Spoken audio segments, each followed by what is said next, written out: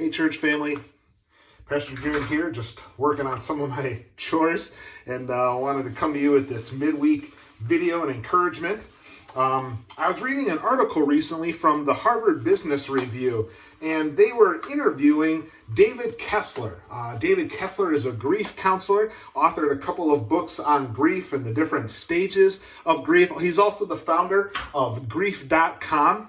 And he was sharing with the Harvard Business Review about how this season of quarantine kind of mimics a season of grief. You know, we're all experiencing a lot of loss right now, loss of normalcy, loss of maybe some economic income.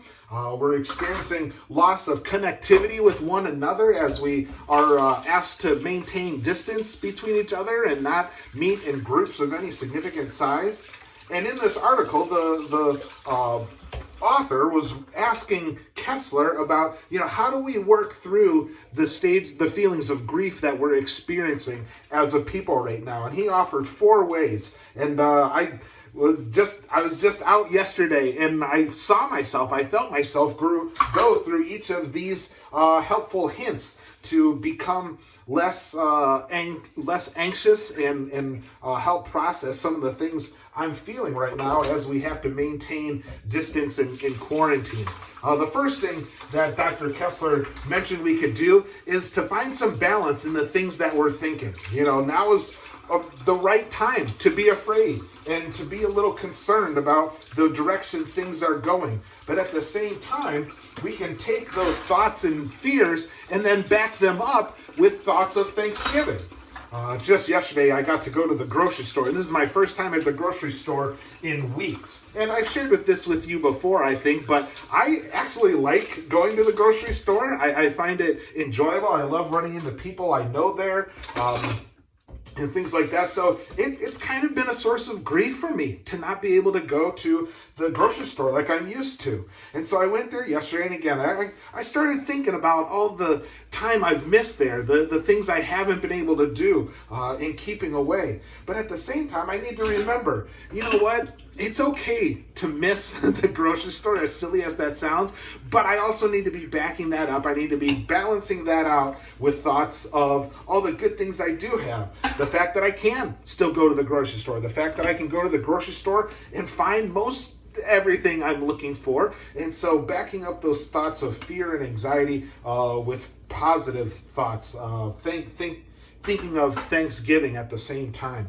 Another thing that he mentions us being able to do is coming into the present. It's easy to start thinking about all the things we're missing. It's easy to think about, all the things that could go wrong in the future. And we want to be preparing for those times, but we always need to come back to the future or come back to the present. And this is something that we talk about in the church. It's a method that we use to calm ourselves down and remind ourselves of the good things God is doing for us, even in the midst of fear, even in the midst of anxiety. First off, just to bring yourself back into the present, just breathe. Just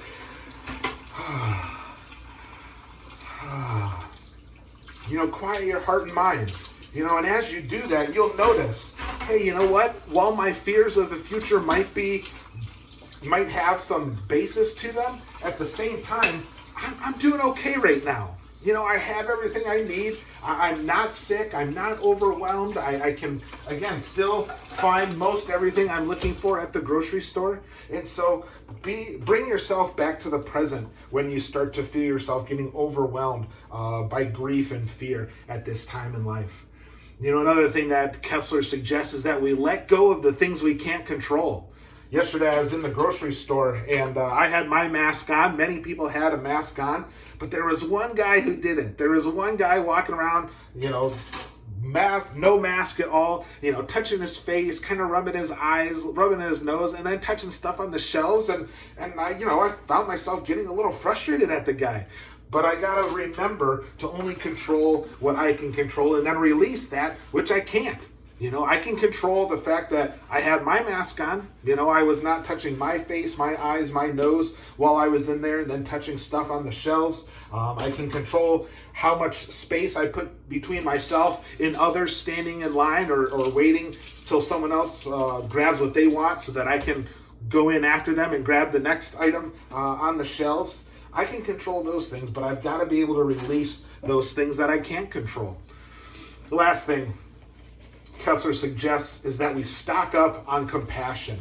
And I had to challenge myself in this thought yesterday too. Like, I don't know what that guy's up to right now, the guy without a mask. I don't know what's going on in his life. I'm sure he, like me, is trying to just process what is happening in our culture, what's happening in our world right now. And maybe his process looks a little differently than mine. In those cases, I've got to remember to be compassionate. I've got to remember that we don't all process grief and fear in the same ways. And so as we are in this time of social distancing and quarantine and all of that, let's remember to stock up on some compassion, brothers and sisters. Let's be patient with one another when we're out and about. Let's be patient with the things we read in the news or hear on TV.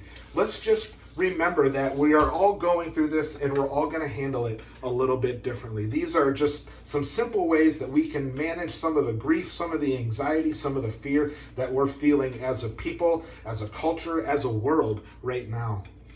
I also want to let you know about a couple of things happening in the life of our church. Want to let everybody know that this Sunday or this weekend, when we meet for worship online once again, we're going to be practicing communion. So grab some bread, grab a cup of something, and join us for communion, for the celebration of the Lord's Supper this Sunday. Also want to let everybody know that we've got some great plans in the works for Mother's Day Sunday. That's going to be May 10th. We are planning what I'm simply calling Mother's Day drive-through.